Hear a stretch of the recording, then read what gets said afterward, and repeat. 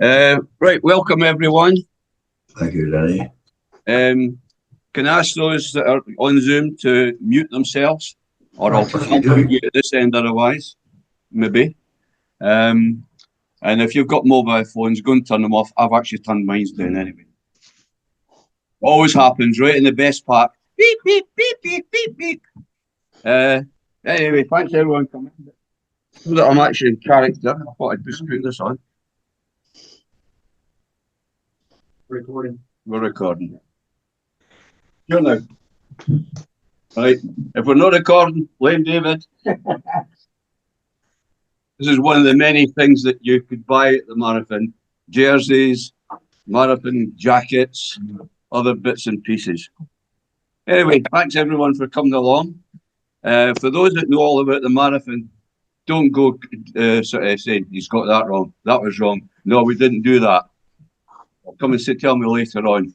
And if you've got any questions, come and talk about them later. So, why was the Drambuie Marathon run in the first place? It was basically to promote canals, and there was marathons all over the place. There was a London Marathon, which John Aiken done once, and there was various other marathons, and it was really just to try and promote canals, and there was quite a large number of them in Scotland, most of which were run by LUCS. We ran 14 Glasgow to Edinburgh once. Well, we didn't run them all. There was 14 Glasgow to Edinburgh once. The first one was run by the London Motorboat Club, and two, I think, were run by Dalgety Bay Sailing Club, although if they fell in the water, they'd have to swim, I suppose. There was one run in 1988, which actually ran from Edinburgh to Glasgow. Anybody got any idea why that was? It was nothing to do with the wind. It was the Glasgow Garden Festival. I remember doing it, but I don't remember how we got into the Clyde. We actually went into the Clyde, and there was RNLI and one or two other safety boats. Then we went into a big basin at the Garden Festival. It was fantastic. There was thousands of people, much more than even we get here for the Carbo boat race, and we'd done all the stupid things going around buoys and that. That was really good. We also organised two South Pennine ones, and much to my surprise, once we're going all through all this stuff, we've done actually 4 Caledonian Marathon ones, and also the Forth and Clyde Canal Society. They ran one in 1985, which was from the Bowling down to Grangemouth. And what you done is you collected some water at Bowling, some Clyde water, and you took it all the way through the Forth and Clyde Canal to Grangemouth, and you put it in the Forth. And somewhere there's a trophy I got from that as well. I don't know why. I think one of the reasons they asked me to do this is I've probably done the Canal Marathon more times than most people. From my recollection, I've done it 14 times. I've never done the ones down in South Pennine, but I've done the 4 Caledonian. My first marathon was 1981, and I'd done that with Barry Stokes. And we actually, we were the novice, and out of 42 contestants, we actually came 8th, and we got this little shield here. I know it's 1981 because it's engraved on it. So let's go on. These are the various publicity things that were actually issued out at the time, different years. This particular year, 1987, LUCS went really mad. They run the marathon across the South Pennines. They run the Caledonian Marathon, and they run the one from Glasgow to Edinburgh. I'm going to run out of words, but they worry about it. The first marathon was actually run in 1975, and John Aiken done it with Bill Watt. A lot of you will know Bill Watt here. And they came, I think it was 24th out of, I've got the number here, 27th out of 42 entries, but they were the last boat. All the rest of them didn't finish. And after it, Anne Watt, I went to Bill and said, I went to John and says, don't ask him to do it again, you nearly killed him. And I can understand that. I don't know how I ever managed that, I've got to say. The last marathon was the Caledonian Marathon done in 1991. So, as contestants, what we were all really wanting was that trophy. It's sitting there on the table as well, and I've silvered it, so get it nice and shiny to go back in that cabinet. And obviously, you'll see down near the bottom.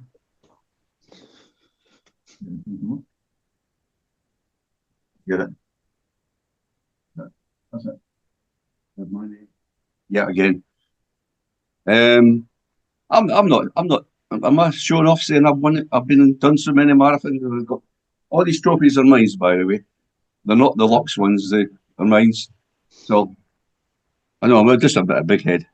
The other reason that we done it was for that, because if you won or you were placed, you got either a full bottle or a half bottle of Drambuie. And there was also the other thing was cash prizes as well. You can see there was quite a number of prizes. There was the one for the service team, which could be firemen, army, navy people. The LUCS shield, that was for the novices. And there was one that even for the mixed teams or just a ladies team. And there were a few ladies teams. So there was quite a bit of money going about. It wasn't done for the money. It was done for the fun of doing it, really. And there was was a lot of camaraderie about the marathon. Everybody wanted to win, but they were all happy to help other people out, except one. I won't mention any names, but I'll mention it. But he would have walked right across the top of you. And anyone who'd done the marathon know exactly what I'm meaning. So let's move on a wee bit. That gives you an idea of some of the silverware that's there, and the bottles. And that is on the left there is Devereux, who was the chairman of the Scottish Tourist Board. You see, the guy in the middle of the glasses, those who don't know, that was Max Niven. He was the marketing director of Drambuie. And they sponsored all these different marathons. And it must have cost them a fortune, actually, particularly when we'd done the Caledonian Marathons, because for the volunteers, the marshals, etc., they provided accommodation as well, which was usually in the caravan site. So it was he always had a wee bit of clout. Max also he used to take the McKinnon, I don't know what his name was, Mr. McKinnon, but he used to look after his big motorboat. And one year, I think it was myself, Ian Raven, and I think Graham Harvey, we actually helped him take that boat up through the Caledonian Canal up to Ardfern or the other way. I can't remember which way we went, but we took the McKinnon's boat one. So, and I just want to show you a picture of me getting my first prize. You know, this one here.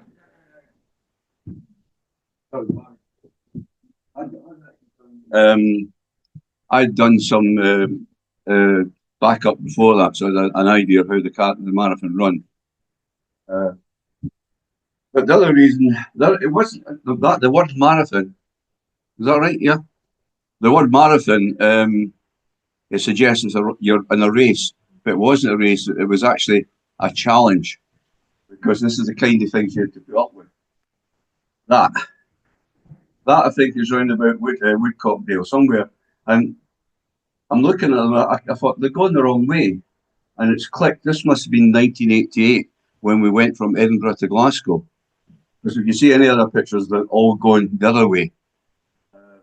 These two guys, they came from Linlithgow, and they used to have rubber ducks on their head or their hats, and we called them. They just called their boat Rubber Duck. They were obviously doing a bit of leading the way. This is Donald Buchanan and Gruffy Hutton. They won it a couple of times, and they've already been opened up a bit. Going through weed like that was a real challenge. Yeah, they had two things you could do: paddle, or in my case, I used to sharpen the propeller, and that cut the weed, or take the boat out and carry it around it when you got a really bad stretch. There used to be a really bad stretch at Reading, just near where the Bostel is, and a couple of times we just hooked the boat out and carried it about 500 yards and put it in, as opposed to trying to battle through that. There was other obstacles. This was the piece of canal along at Phillipston, and this was sponsored by Heinz Green Pea Soup. That was terrible stuff. You two different types of outboard engines. You got an air-cooled one and a water-cooled. The water-cooled, it would suck in the weed. and then the engine would overheat. And you see people trying to pour water over the top of the engine, try to cool it down. My first engine I got it from a guy called, we've got his name here somewhere. Okay, this doesn't matter. No, I can't even. Keith Stewart. Yeah, I used to run 4th Yacht Marine, and I said, I'm looking for a second-hand engine. He said, well, the best one I've got here that we do use this Yamaha 5 horsepower. It's air-cooled. It's a bit heavier than water-cooled. So take it, try it, and see how you get on, and we'll do a deal. So I've lumbered it over here, and used to have a couple of boats here which were old weed cutters. We used to use wee trip boats with them. And so I stuck it on the back of that. And I thought, oh, I'm down the car. Yeah, it's going great. Going absolutely fantastic. So then I started playing in the basin, doing burleys. And I put it at full revs, hard round, vroom, engine up and off, because the transom on these boats was rotten. And luckily I put a safety line on it, and so it went full belt right into the canal. Oh no, it's like mine. So got it out. And luckily, Bob Murphy, some of you may know Bob, but Bob was the secretary in various things. But Bob was famous for doing things like varnish. He would give anything you've seen 6 coats of varnish. And I think there's stuff around here that's still got 6 coats of varnish on from Bob.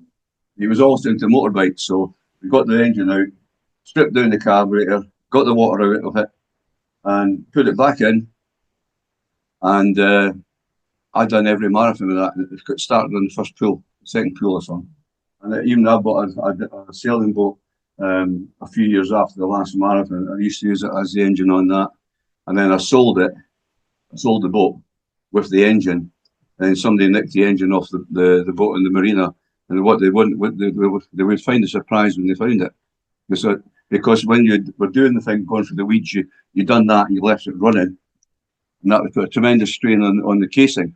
And it was all held together with bits of wire. Well, anyway, that's how to say hi. Other things you got is people pushing cars into the water. Unlike these nowadays, it's more likely to be supermarket trolleys that are in the water. It used to be bikes were the famous thing that were in the water. Forth and Clyde had lots of cars in it, washing machines, old fridges, and old animals, dogs, cats, sheep. And the other hazards you would get was like to this one at Reading, which is a low bridge, which is much lower than that beam you see there. And he's about to lose his head if he's not careful. Other hazards, not so much hazards, that made make it a challenge. This was actually up in the Caledonian, but you had quite a lift, as you can see, to get your boat out of the water. The trick to do with that is you drove in to the wall, the man on the engine kept it running, and in this case they've got assistance, but you would actually get up, your crew would get up ashore, hold the boat in, you get it out, and you lift it out this kind of fashion. So this is taking it Kirkintilloch. It's not a big lift. The other thing, doing that, taking the boat out like that, it rips the bottom of the boats. Doesn't do them any good. But, and you would think that when you tipped it like that, the engine would go in the water, but generally they didn't. I see someone there wearing my jacket. Hey. And swimming was not allowed. I don't know if Andre he was going to get extra penalty points for doing that. I think this is actually round about the Borstal as well at Pullman. He was one of his name was Wright. He was one of the service teams. So where are we going from here? So the canal, when we done the Glasgow Edinburgh one, it was done over 2 days, and basically it was 50 miles. If you came to a lock, what you had to do with the boat is actually lift it out, carry it around the lock, and put it down into the other side.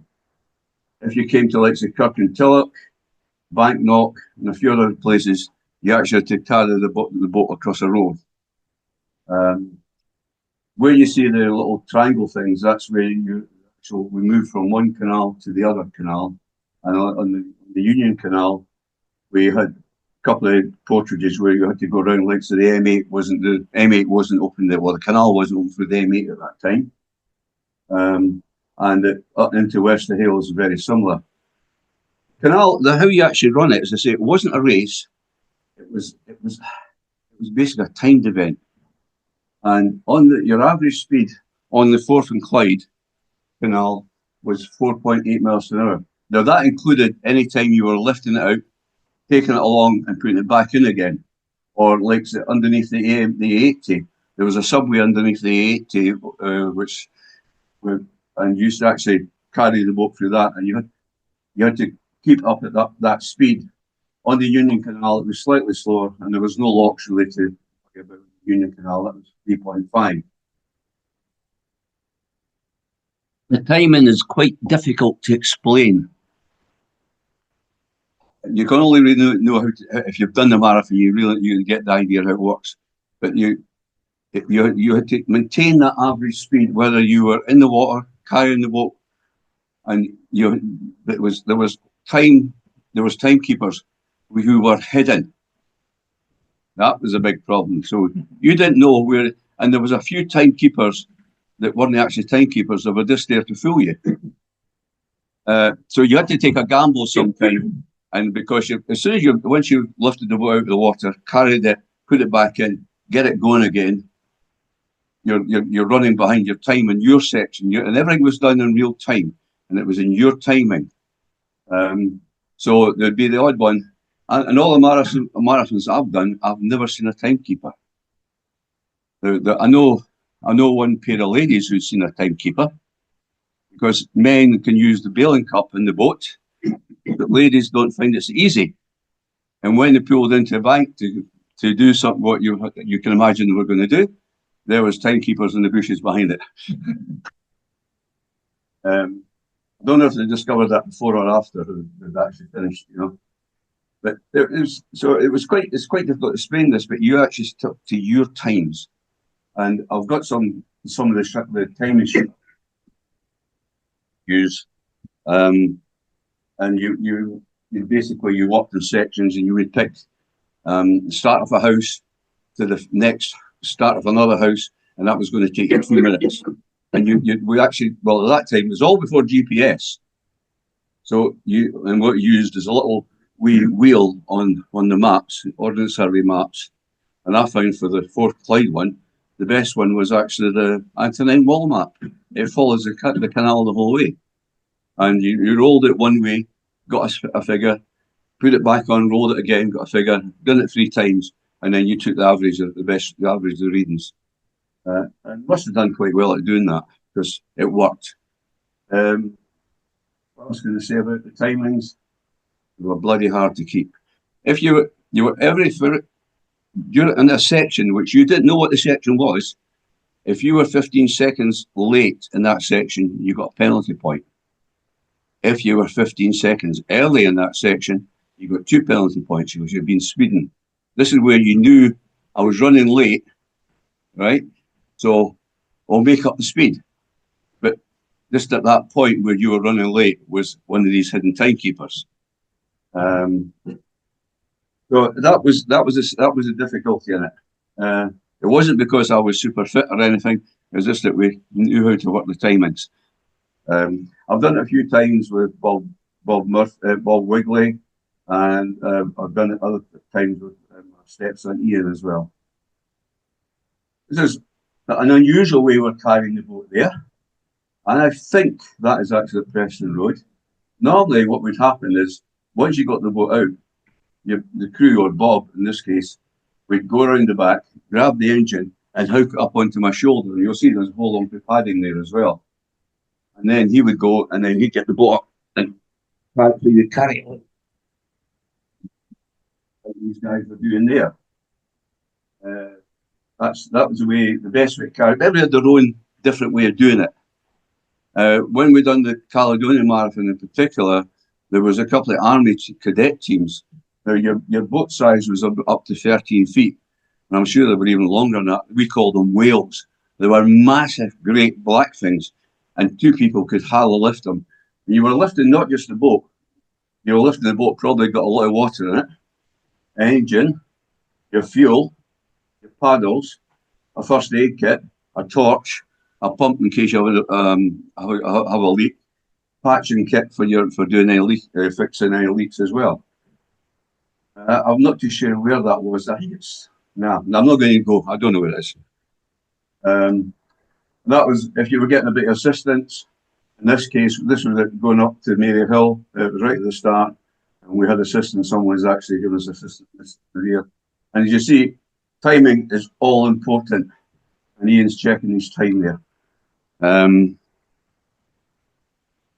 That's another way. If you had at certain points you had assistance with a porterage, and that was one of the ways you could carry it. Come on, you're there. Black. Yeah, must get the Grecian 2000 out again, eh? Was it Grecian 6000 in my case, I think. There were different ways of doing it. This is Max is the guy on the right here. Max Niven, he was the market director of Drambuie. And to the left is Bill Watt. Bill Watt was our rain guru. Bill used to do the rain dance. Most years he was successful. Not all the time, because there one or two pictures proves that wrong. But you can see the people there. They've got the hoods on, in there, they've got the hoods on, etc. But Bill used to do the rain dance, and he used to actually lead the marathon. He was the chairman of the marathon, whatever you want to call it. There was lots of other people involved in it, and he did actually do the marathon himself. And this is when he done it the first time with John Aiken in 1975. The occasion afterwards where Anne says, "Don't you ever ask him again to do it." So he did know how difficult it could be. Max Niven, who's there, is throwing in wee bottles of Drambuie miniatures. Now, amongst your kit, you'd have a life jacket and a hard hat. But the hard hat was for a good reason, because Max used to stand on bridges. This, I think, is at Bonnie Bridge, and throw the Drambuie down. Half of them actually hit the tubes of the boat and went in the canal. Some landed in the boat, and some landed on the helmets. It's one of the things he loved doing. He must have gone through hundreds and hundreds of miniatures. I don't know what he's doing there. He's definitely throwing miniatures. That's at the basin just here. Whether it must have been at the start, I don't know. But he loved giving away miniatures, but you just didn't hand them to you. You had to work for them. This is the start of one of the early marathons. I don't know when it was, but there could be up to 45 boats in the marathon. So if you did 45 boats, you'd have 2 crew in the boat. So that's 90. And you have 2 backup. So that's another 90. So you'd just with the boat people alone, you'd have about 80. You could have up to about 80 people. And on top of that, there was all the volunteers that came from LUCS. And on a Glasgow to Edinburgh marathon, there'd be an average maybe about 25 volunteers. And on the Caledonian Marathons, because they're safety boats, they'd be about 35 volunteers. On average, the LUCS would have 4 boats from the various members in the marathon. So if you take each of them's got 4. So in the Glasgow Edinburgh Marathon, there'd be roughly about 40 people from LUCS involved in actually doing the marathon. And in the Caledonian Marathon, because you needed more marshals, there would be up to 50 people actually doing the marathon.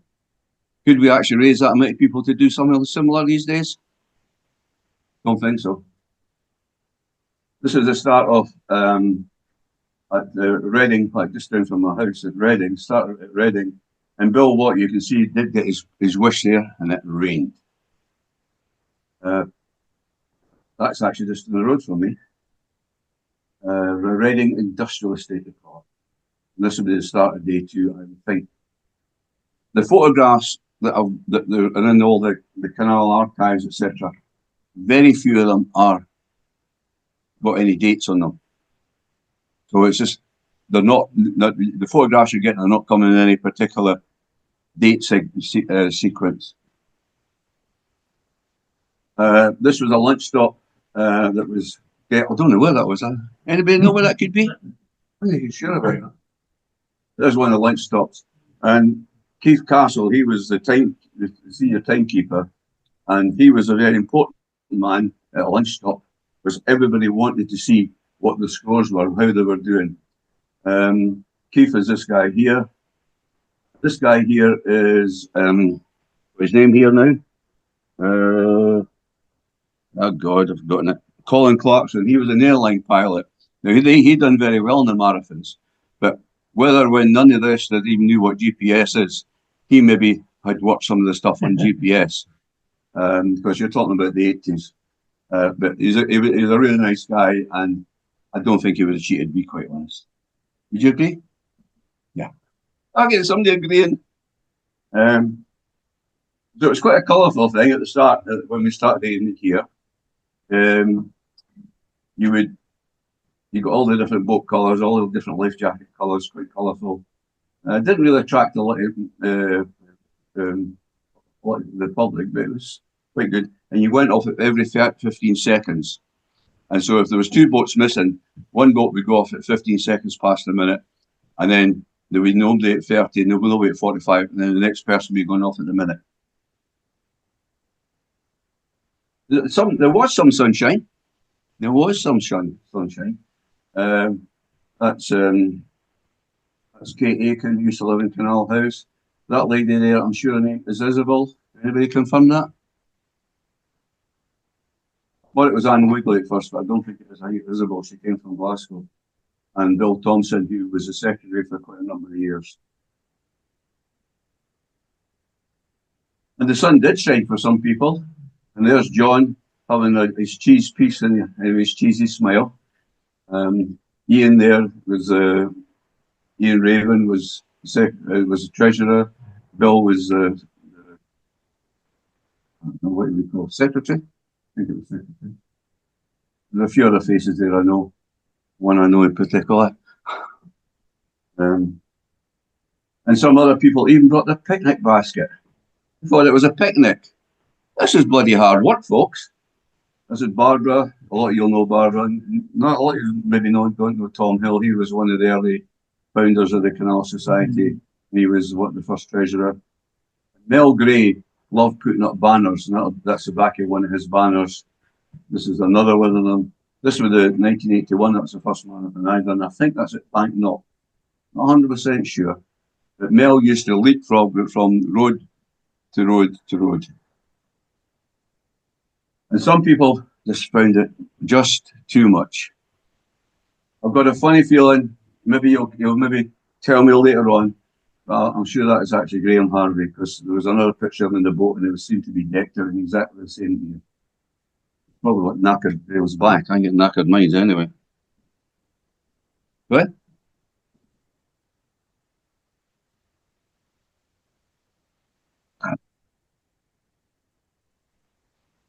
And some people found it fun. Well, Bob Wilde did, anyway.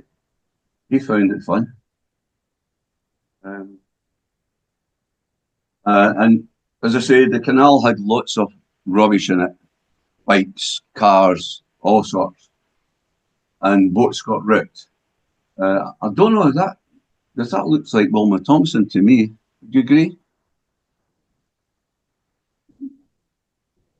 Yeah, no, my first thought was, but as I say, you had to carry everything. Everything had to be tied in. You see that fuel tank's tied in.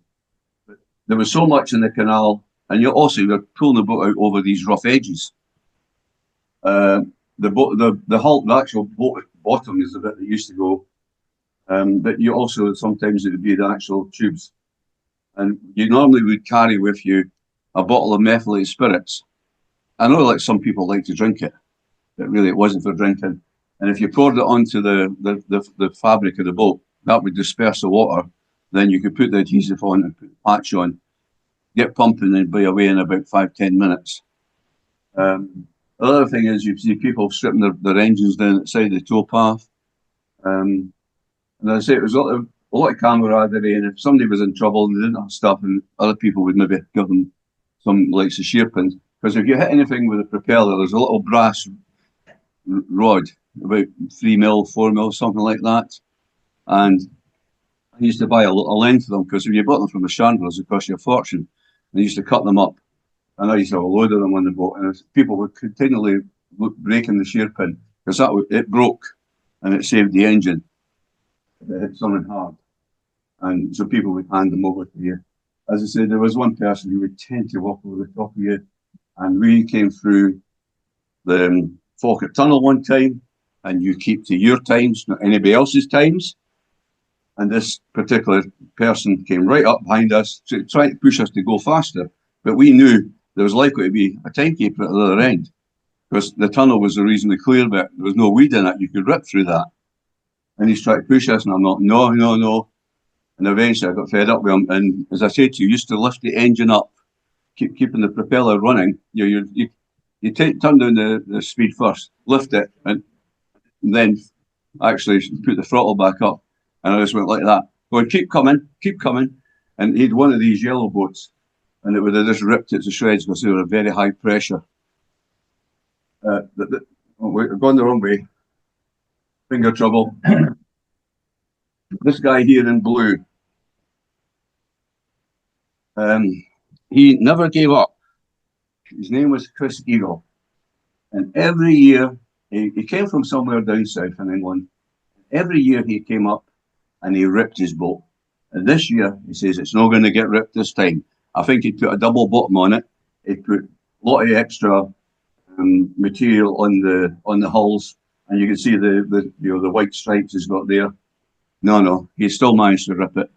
But he never gave up. He kept, and particularly after the first day, you see people patching their boats, repairing their engines and things like that. But people, I mean, he came up from down south. We had quite a number of people who did travel from quite a distance. We had the McDonald's brother and sister team from Manchester who used to come regular. As I say, there was Colin Clarkson, he came from down about London area, and a few other people from that area. It was popular. I mean, at one time, I think one of them had 48 boats actually doing the marathon. That's what we're all aiming for. Besides we're getting the trophy and getting up the Drambuie, that's what we're aiming for, was the finish line. And that was at Fountain Bridge in Edinburgh. And then after that, you could let rip. There was a sort of sprint finish, and you got timed on that bit. And there's some people using the paddles to try and get that wee bit extra speed on them. This is a typical portrait going across. This is Kirkintilloch. Sometimes Mel Gray used to love doing that, with his tabard on and the kilt. But sometimes we've got the policeman, and the policeman, he found that white sleeve quite useful because he could go, oh.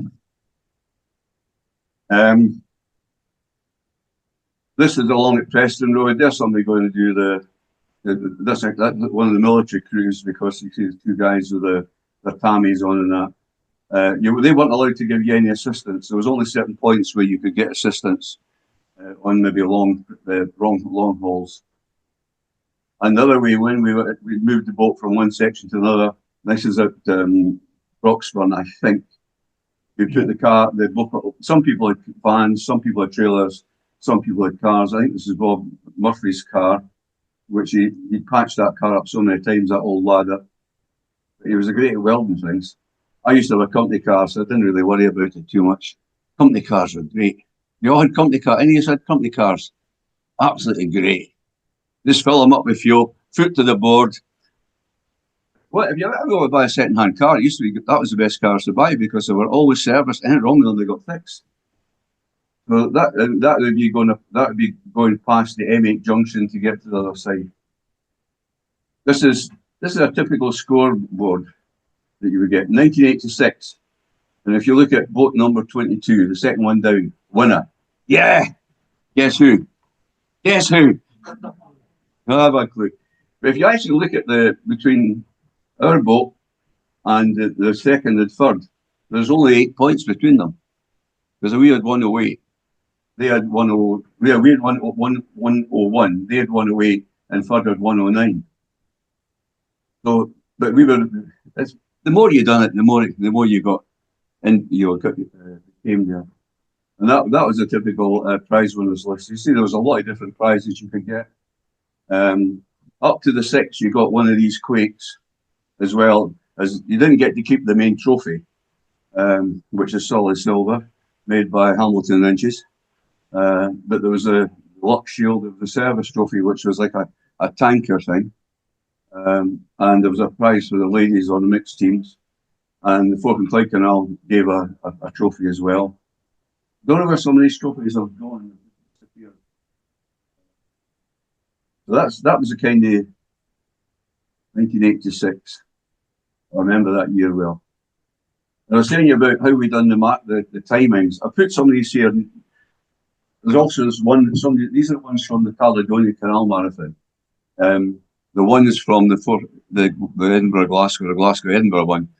I've been in the water so many times they can hardly make them out now. But you turn your timings on, say, right, there's a wee bend there, and to the next that wee house there, you measured it with with a little ruler, and that'll take you 5 minutes, 6 minutes, 10 seconds, and occasionally you go along, and there'd been this building sitting on the right hand side, and you go, it's gone, it's been knocked down. So that's the kind of thing we've done. That's how we've done. Well, most people actually done it. There's a couple of samples. There's mine's there, and there's another sample. Somebody else is doing the Caledonian Canal. They've done it a different way. They've done it as a roll. And for each sheet, I had the sheet at the top as well, which gave us the times. And I had a wee gauge thing I could put on this. For some reason, some had to be changed. You could then go and remeasure it. And it depends what speed you had. It depends what time, how long it would take you. And then we'd done the Caledonian Marathon, as I say, 4 times. And we used to start at the car park, Port William, which is just up here. Sometimes we're on that beach. And you went across to the Corpac, which is about 2 miles. And you actually raced that. Well, I never ever seen anybody get a prize for doing it. The first time I done it, I was in a wee Campari, which has got very little freeboard on it, shall we say. And there's a bit hairy going across this stretch of water. We had the sprint finish. And you can see just how small some of the boats are. And we raced across the Corpac, got on the beach there, and you carried the boat up onto the canal. But the sprint, it was quite fun doing it. But you're in this little wee dinghy. Yeah. The first year I had this Campari, which is quite small, quite light, and I made an inflatable keel, which that helped. That after that, I managed to get from Lifeguard. I managed to get one of their boats. They're quite a lot bigger tubes on them. But when we got to the other side here, I was with Bob Wigley then, and we got to the other side, and we carried the boat up from the beach up to the start of the canal at the Corpac. And Bob doesn't even know now why he was even carrying them, but he was carrying the paddles. And I said, Bob, throw them in. Now, what would that mean to you? Come on, throw them in. What would that mean? Throw them in the boat. No. Bob, straight in the water. Well, the expletives. Jesus. In fact, he nearly learned to say, Bob, he nearly learned to swim there. He doesn't know to this day why he was even carrying. But he says, well, you see, you just said throw them in. I said, well, you never asked the question, where will I throw them? You just threw them in the water. Anyway, so we got the boat in and we had this doggy paddle go and recover them. What have I done? What have I done? Oh, right. There's other buttons on this I've just recovered. This is the start of day 2 at Invermorrison. I can't remember the exact, it was called the point. And the first year we done it, so we had this one that had very little freeboard. We set off. Quite a nice day, not too much waves, because Loch Ness can actually get very choppy. And we got swamped by one of the safety boats. Now, it's just a natural reaction. As we got filled with water, I turned the throttle even harder, and that drove the boat under. Now, an inflatable boat is never going to sink. So we started day 2, maybe about 5 minutes in, full of water, bailing like mad. That was us absolutely soaking. So the Loch Ness Monster didn't really bother us at that point, but it was somebody else. This is the kind of boat that I managed to get the next couple of times, which you can see it sits out quite high. Some of you may recognise Bob. It's not Bill Watt, it's Ian Watt, his son, and Bob Murphy behind him. But then, of course, the big problem you had in Loch Ness is, here comes a monster. I still think there's a monster in Loch Ness. No matter what they say, I think there's still a monster in Loch Ness. I really do. But it's a huge piece of water. I think there's more water in Loch Ness than there is in all the other lakes and lochs together in Britain. And at the end at Muirton Basin, you have to go into in that particular year, touch Bill Watt's hand, and that's when your time was taken. And you'll see here, this was Max Niven's assistant, about to hand out bottles of Drambuie on initials when you finish. There was quite a lot of Drambuie got drunk on this event, but it wasn't. And then we had the prize given. This is the first year that we've done the one at the Caledonian Marathon, and this is the provost and his good lady of Inverness presenting the prizes. To give you an idea of just how many people got prizes, this is like the old school photograph. Headmaster, assistant headmaster at the other end, and all these people here are actually prize winners because there was all these different levels of prizes. You have about eight, 10 prizes.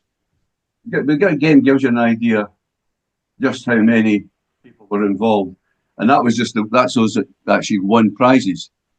You still had all the other 30 boats who didn't win anything. But there was also a social event. People who actually were not local, we used to take over Latari. I don't think many of you know much. Latari's St. Michael's Church, the Catholic Church, had a sort of retreat there, and it was dormitories. And they used to use that, and they would do bed and breakfast for about, I think it was £5-6 or something a night, and they would do an evening meal as well.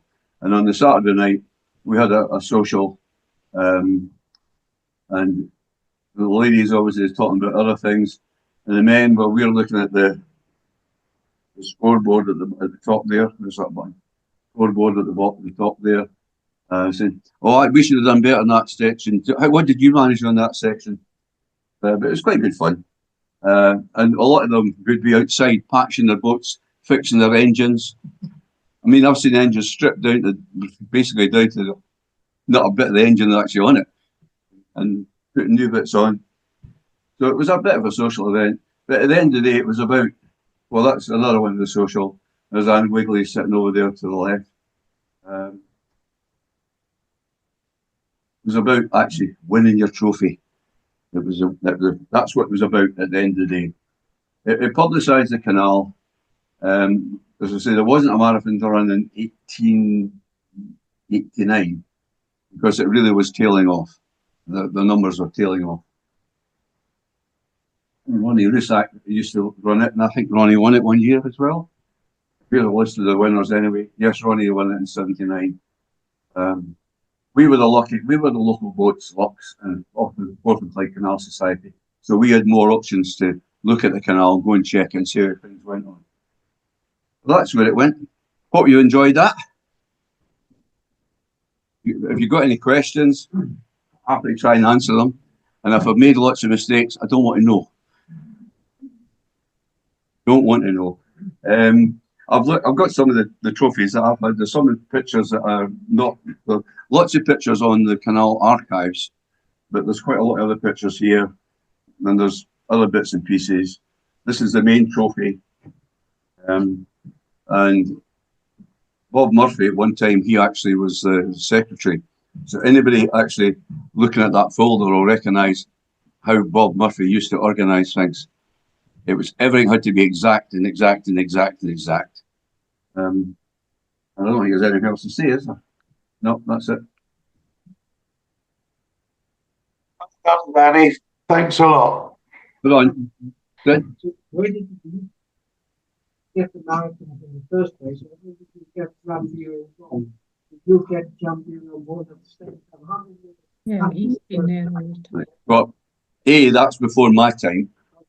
But Drambuie sponsored the first one in 1975. But as I said, there was marathons running down south in England. So how marathon? You're right then. I don't know. Is there Wallace on that? So the one in 75, that was run by the London Motor Boat Club, who used to run the one in London, as far as I'm aware. And then I don't know if they've done 2, and then the Dalgety Bay Boat Club run it, and then obviously I think that's when LUCS started running the marathon. You can see the amount of people involved. It was a big, there was a lot of people involved. Yeah. Yeah.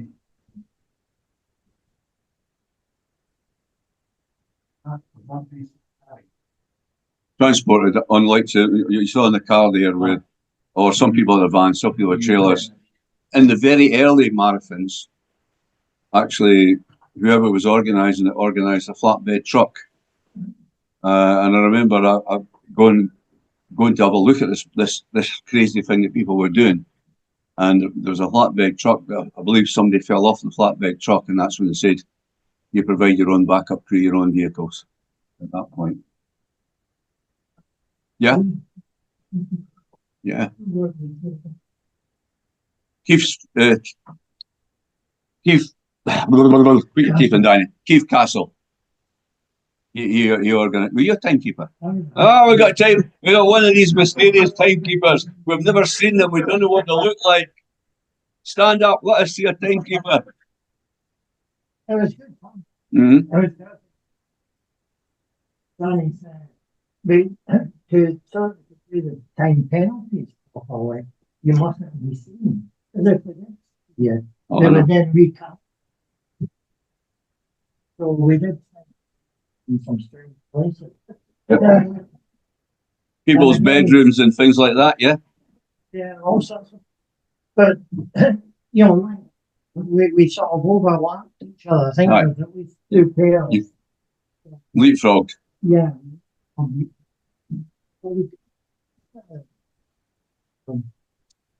The Caledonian ones as well. That to me was a much the sort of woods and things down here. And it wasn't the same challenge. The challenge there was, well, the vast areas of water. Yeah. But you hadn't the same challenge as the weed, cars and bikes in the water. Well, it really was chaotic. Because there was so much. There wasn't much. No. And you're talking your spendings. Yeah. I mean, people would spend every something.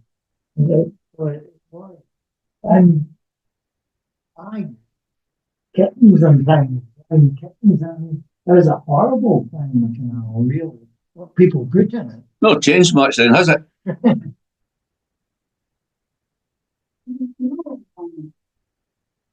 Well, outboards don't take that much fuel.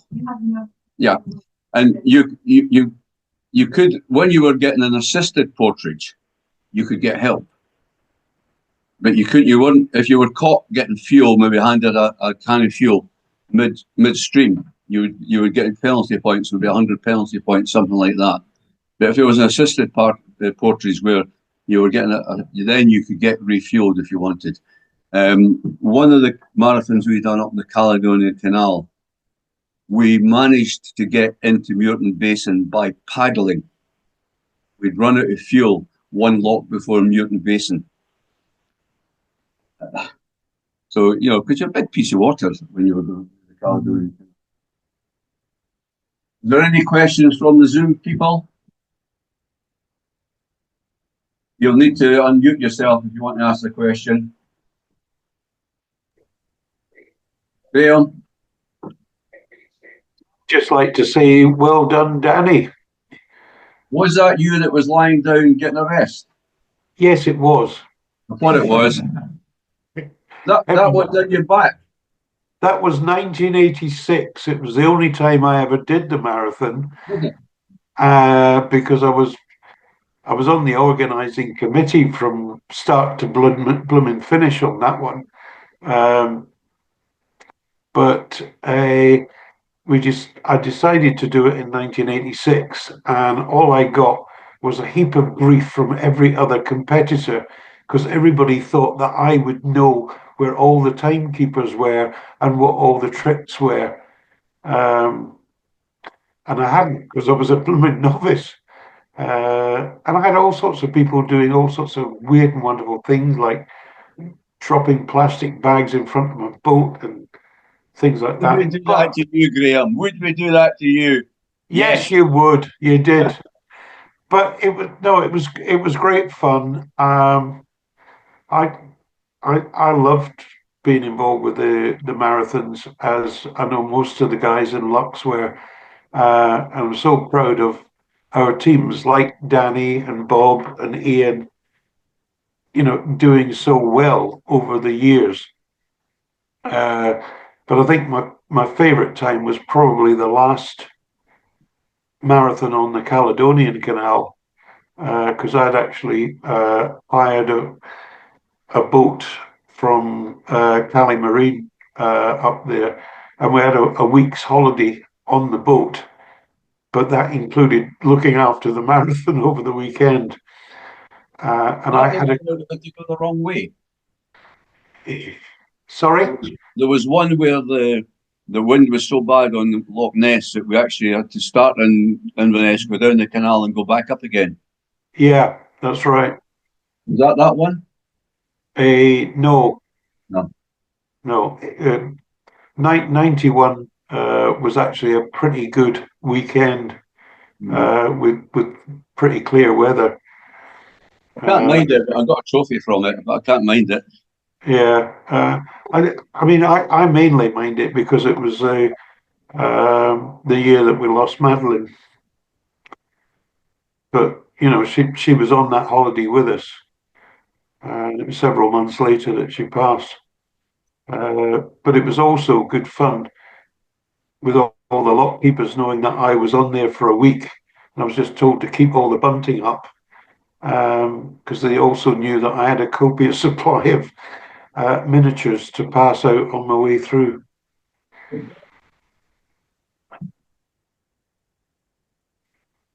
But say, great talk, Danny. Well done.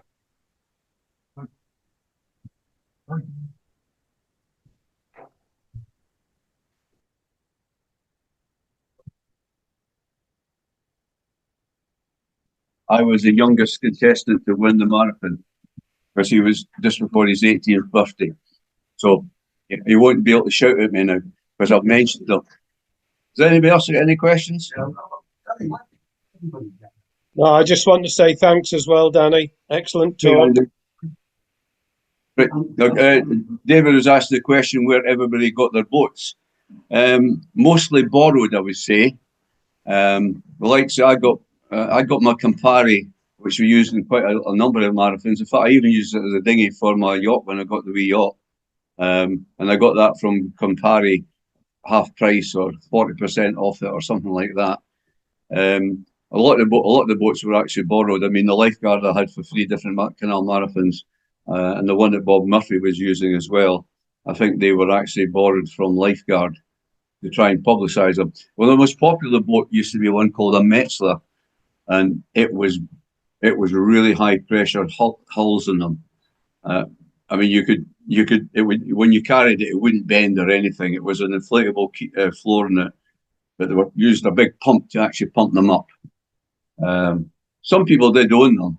Well, I owned the actual Camparis I used on the Glasgow Edinburgh marathons. And some people borrowed engines. I think John Aiken on the first marathon he done, he borrowed Mel Gray's engine, which was not the best suitable engine. Some people had boats that were the Avon Donuts. They wouldn't have wee bits at the stern and an actual transom, and there was a bracket went over the back. And of course, if you put too much power in them, they just dug in. Oh, did you have one of them, David? No, yeah, they got so that most of the boats, I think there was a couple of boats that actually belonged to LUCS at one time as well. I'm not too sure. Sorry, anybody else got any questions? No, big silence. right. No questions, but just a well done, Danny. Thank you. Thank you. That's most enjoyable.